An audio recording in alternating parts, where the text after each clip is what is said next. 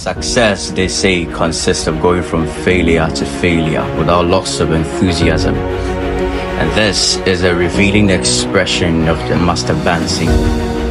From the faraway lands of the Timpani district has he come, crawling through resiliently every snippet of obstacle. Meet Master Bansi Eliasu Yahaya, the man who took charge of his destiny. Good day, ladies and gentlemen, and you're welcome to this episode of The Time with the Valedictorians. My name still remains Augustine, and I will be your host for today's podcast. Joining me today in the conversation is the valedictorian for the College of Arts and Built Environment, and he had a CW of 81.04. Stay tuned as we converse with him.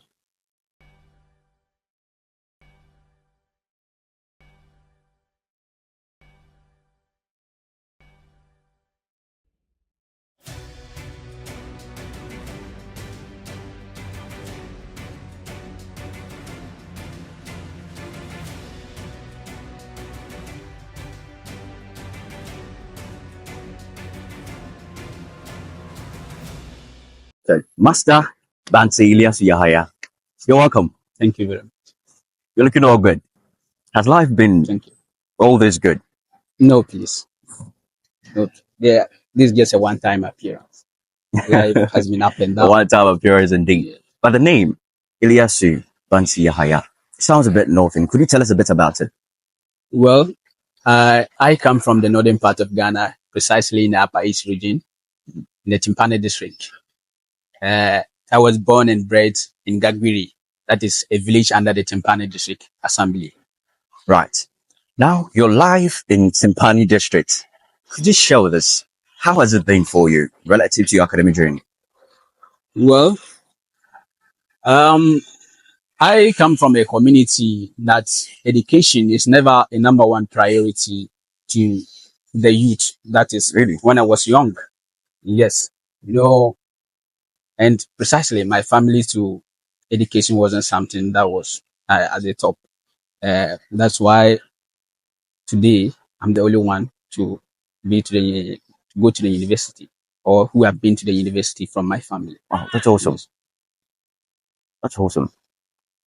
But starting from the basic level, I started my basic school at the Islamia EA Primary School.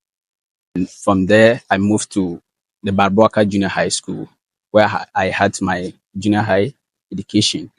And I completed as the second best student of the school in 2016 BEC Wow. exams. Yes. Wow. This is incredibly awesome. Kindly go ahead and share with us. This story is getting fascinating by and by. Yes. Well, the journey has been with a lot of potholes, specifically financial constraints. My family is not doing well in terms of finance.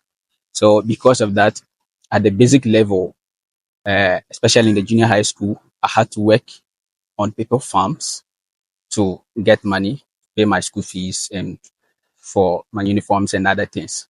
And on market days too, I have to sell second-hand clothes in the Garu market to also get something. And amidst all these shuffling between school and selling of clothing, you were able to emerge as the second best in the school. How are you able to pull this off? Because I'm even astonished how you're able to do that. Well, I already planned and made up my mind at the early stage that I must be different from my siblings. So because of that, I went every length to do anything that will help me excel academically. My house is closer to the junior high school. And because of that, I had the opportunity of always going there to learn in the night and all that. And most importantly, my community was not having electricity when I was, by the time I was in the junior high school, there was no electricity in my community. It was only the junior high school and there's a small clinic there. Those are the areas that you can see Lights or something to there. So because of the distance, so I always go there in the night to learn, and in the daytime, I use that to do my works to get something. This is highly commendable. Now share with us, how has life treated you when you moved all the way from junior high school. You wrote your examinations. You got into senior high school. What was the experience for you with that? Well, after emerging as the second best student in the BEC exams, I got admission to Boku Senior High School to read general arts. Over there to, Aluta continua. The struggle continues there. I was only able to pay for my admission into Boku Senior High School. That was in 2016. The second year and the third year, I didn't pay my school fees. It was after I finished writing my WASI certificate, the WASI examination.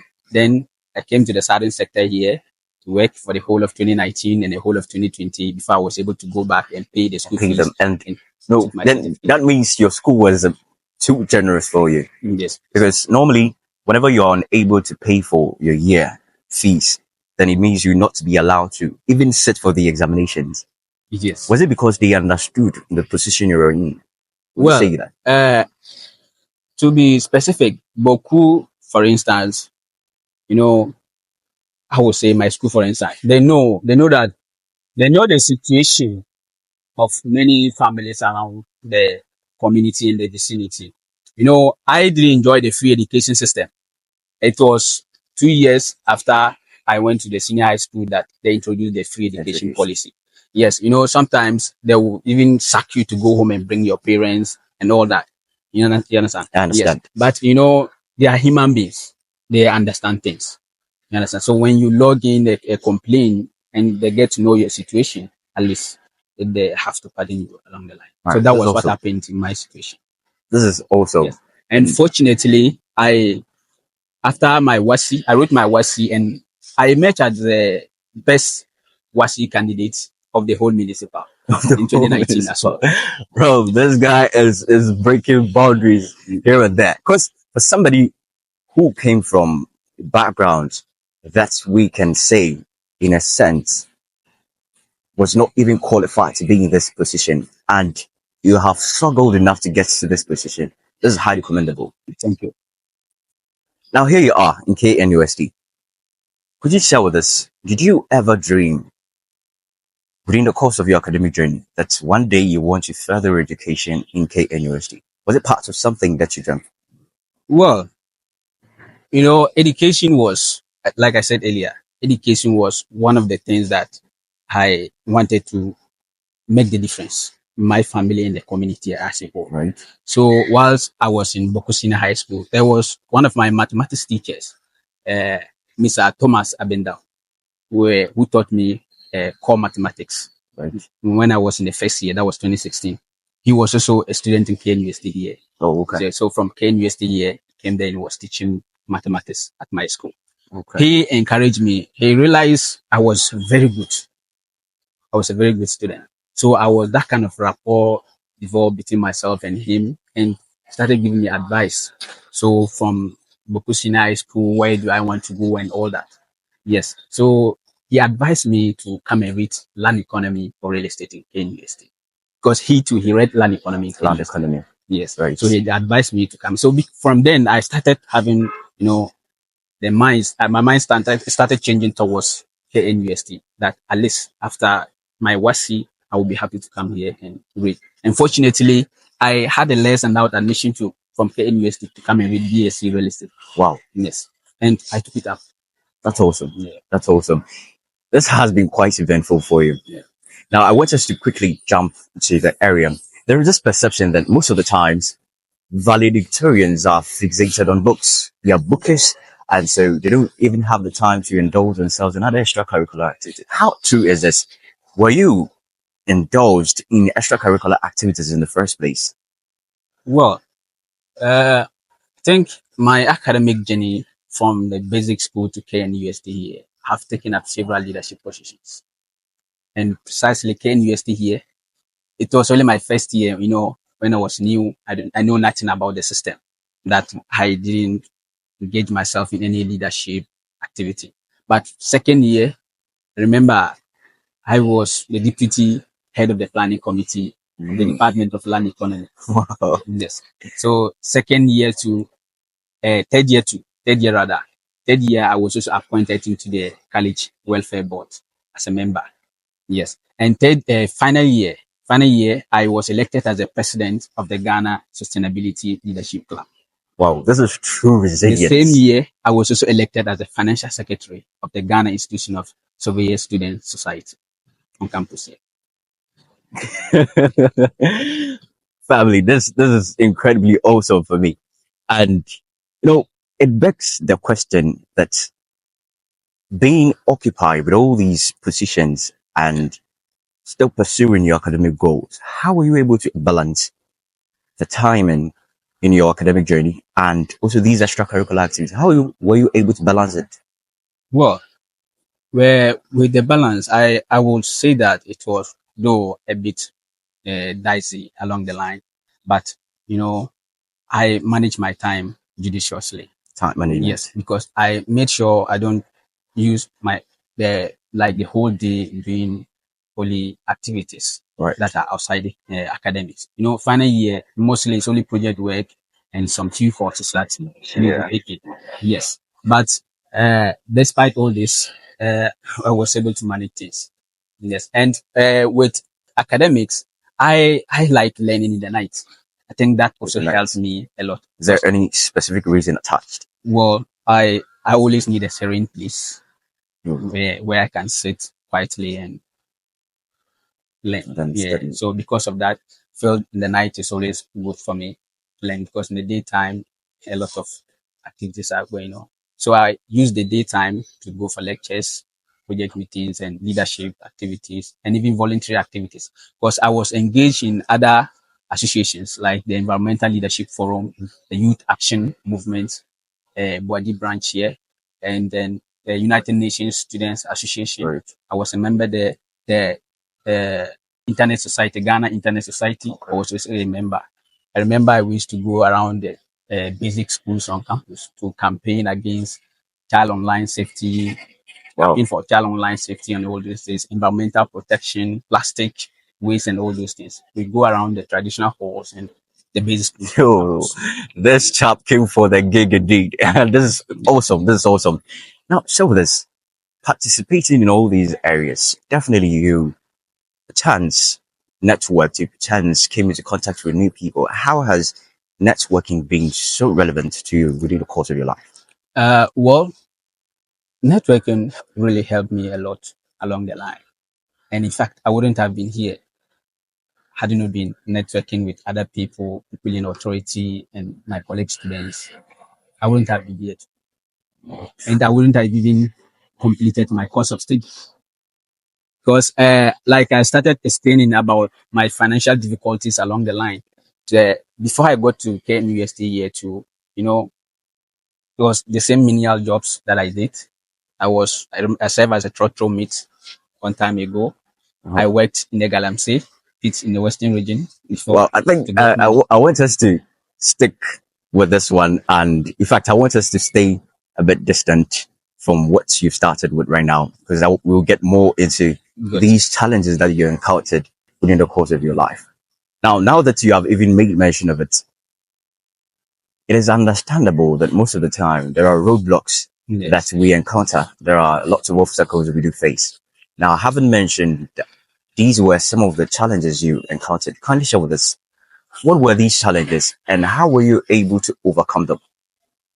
Well, with the financial issue, uh, after senior high school in 2019, the whole of 2020, I didn't go to school. I would have even applied after 2019, just the same year, 2019, to come to the university. Mhm. But because of financial constraint, I stayed home for the whole 2019. I was in Kumasi, precisely Western Way. I was there working in the Galamsey. 2020, I was there. And later on, I have to switch to the trotro work. Oh, this is, Yeah. So that was where I got money to pay my admission fees to KNUST here. Because when I got the less and doubt admission, I thought it was a scholarship. You understand? yeah. So along the line, I realized it wasn't so because my headmaster, I remember Reverend Agalga Sylvester, God bless him, he explained everything to me that it was only an admission. And if I want to take it up and pay my admission fees, you come in. So the less endowed only catered for the admission. Only the admission. You won't pay for application fee, but Right. the admission fee, you will pay it. Oh, Yeah. So with that, I had to do those jobs to get money to pay the admission fee to KNUST. So after that, everything turned upside down. Yeah, because whilst I was here, I don't get time to go outside there and work unless second semester vacations that I have to go back to the mining areas to get something out of it. Yes, but thank God I was discouraged along the line by one of my lecturers, Dr. Zinzi Ayiti, and some of my colleague students, Andras Benowa and Vicentia Jemfi, who discouraged me together with my siblings along the line to stop the trade of Galamsey and do something else. So they went ahead to help me pay my school fees in the second year. I remember that was the time the school ordered that every student must pay up to 70% of their school fees or will not write exams. So they helped me pay the fees and discouraged me from going back to the pits. Right. This is incredible, guys.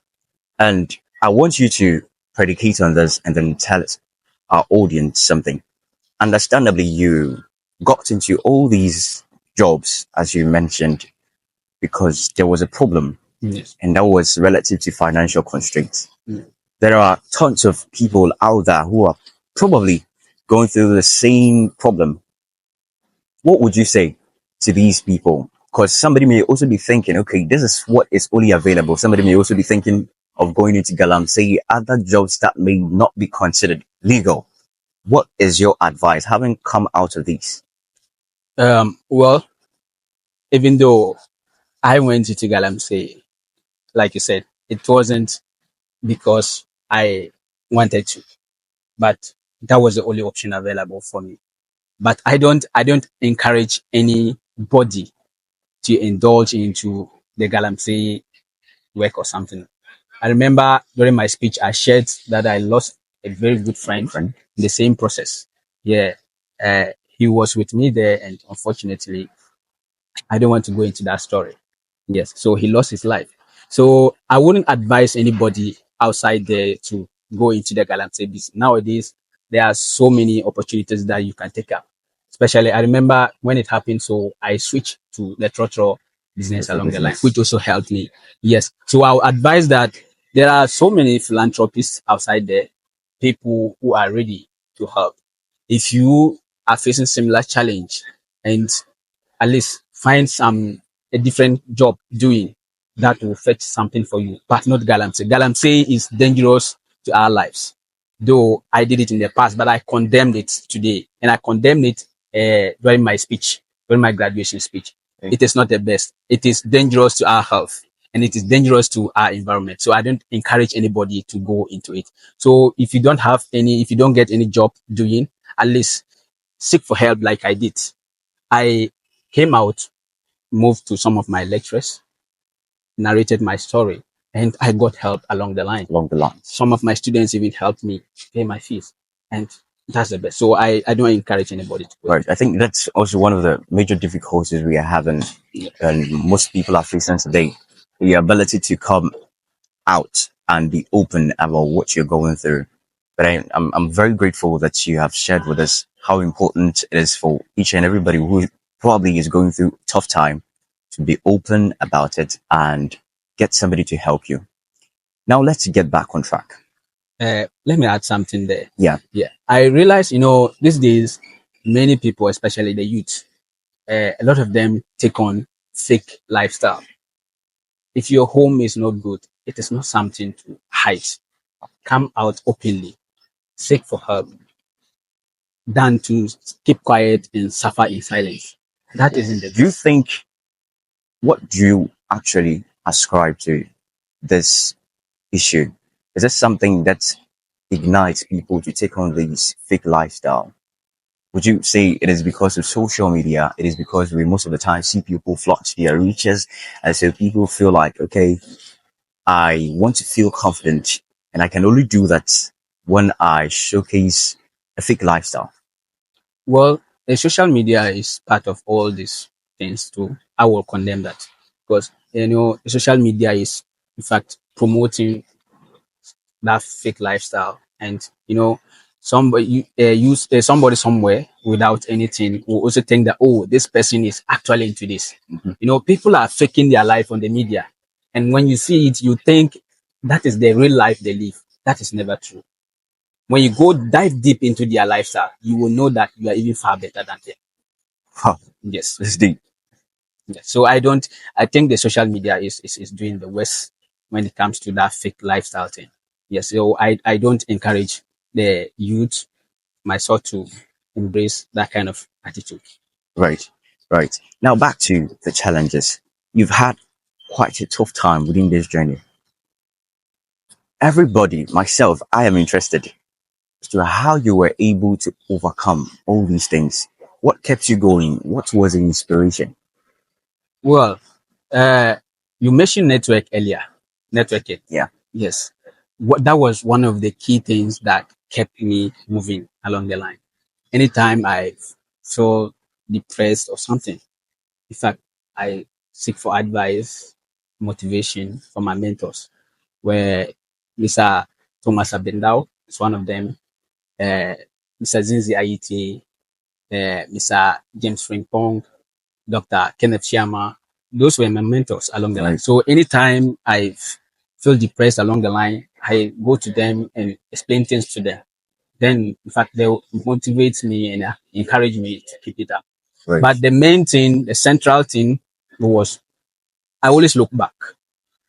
It's like a journey. I always look back. When I turn back, what is behind is not good. It's not good. So it's better I keep Keep going going. to see whether I'll see the light along the line than to go back. Because the in fact, behind me is very dark. Excuse me to say that. This is deep. This is deep. Marveled at this saga you have shared with us. And at the same time, I'm delighted that you have come forth today and to share this incredible story with us. Now, here you are at this threshold. What are your thoughts? As a matter of fact, what are the plans for the future? Because Well, that's one of the major concerns. well, standing here today, like I said earlier, I always make my plans. I always plan ahead of time. Yes, and when I make my mind up to do something, in fact, I will stick to that. So here, standing here today, it is my hope and prayer that I'll be able to pursue my masters. Masters. Yes, Right. either anywhere around the world, even if it is in Ghana, I don't have problem. Anywhere around the country, either masters or PhD, I'm ready to take it up. Right. And I want to call on any stakeholder Stakeholder. or any organization or NGO outside there to, at least if they can help, I will be Right. very grateful Right. with that. This is awesome. Yes. Thank you very much. And I must also highlight this. This is very important. And so for the lots out there who are willing to support, Master Bansi is always open and ready for the next journey ahead. Now, before you leave, I want you to have the platform and share your final words with our audience. Well, my final words goes to a group of people. If you are a philanthropist or you are anybody in authority, uh, after listening to my story, I beg you to take it up upon yourself and support people outside there of my sort to come up. The best legacy you can leave on earth is impact. Impact. It's not about building Indeed. empires, and it's not about building estates that will be a great legacy. So one of the biggest legacy that I consider is the impact, The impact. creating impact on people. So if I philanthropist or anybody in authority outside there, I beg you to take this and support people, young people, wherever, to also come up, and this will remain forever. Right. Yes, and if you are a young person like me outside there, I beg, when you have issues like this, always open up to people, seek for help and guidance from people, and be resilient. Sometimes challenges, they come and go. They come and go. Life is not, in fact, it's not smooth. There are ups and downs along the line. Even if you are the son of the richest man in the world, I bet you along the line you will fall Definitely. depressed along the line. So let's embrace resilience and let's work hard, be prayerful, and In fact, always plan ahead of time. Wow. Thank you so much, brother Eliasu. You're welcome. This is very deep, family, and I am marveled myself at this amazing story that Brother Eliasu has shared with us. It has been quite eventful for him. And to come forth here today and share with you this story, this is bold. And I would also predicate on what he has said with all of you and say that indeed resilience is what matter, and hard work and prayer. Thank you very much, Brother Eliasu, for your time. You're welcome. And Sir. I thank your audience for staying tuned today. That's all for today. Thank you. Thank you. This is deep. This is deep. I am wowed. Thank you very much, Brother Eliasu, for sharing with us these welcome, insightful stories. I'm amazed. And then again, I am delighted that you availed yourself to share with us. But lastly, before you leave, some prevalent questions and matters that I believe we should tackle. What do you think about the price of goods and services right on campus? Well, prices of goods, especially food stuff, in fact, these days are something else that, in fact, I don't want to talk too much about it because I remember quite very well when I came in first year, 2021. Yeah, the prices were somehow better, but compared to today, 2024, in fact, it's like times 4 of everything. Yes, and I'm saying this not with any political affiliation. I'm just saying it based on my experience, especially when you look at the hostel systems here. I remember in my first year, I paid only 1,000 Ghana cedis for my hostel at IGS. Today, I'm a teaching assistant. I pay 4,000. An increment of 3,000. So the prices of things around campus here, in fact, is something else that needs attention. So the prices are something else. That's what I would say. Right. Lastly, what do you mostly do when you are free? And what are you a fan of? Well, I like football, but not deep. You understand? Oh, okay. Yeah. So I like football, but I don't mostly watch. When I'm free, I'm a blogger. Excuse me to say that. So anytime I get free time, I invest in my website. Oh, okay. Yeah, I use my time. I share jobs opportunities, scholarships, and local. Oh. So my free time, I use it to do those things. I'm also into graphic design. So those are some of the things. The little time I get aside my leadership, my academic activities, I use it for those things. This is awesome. Thank you very much for your time and for telling us this amazing story. And I believe we have all imbibed a lesson out of this. Brother Elias says that be very resilient, be prayerful, and hard work should prevail. Thank you for staying tuned today. That's all.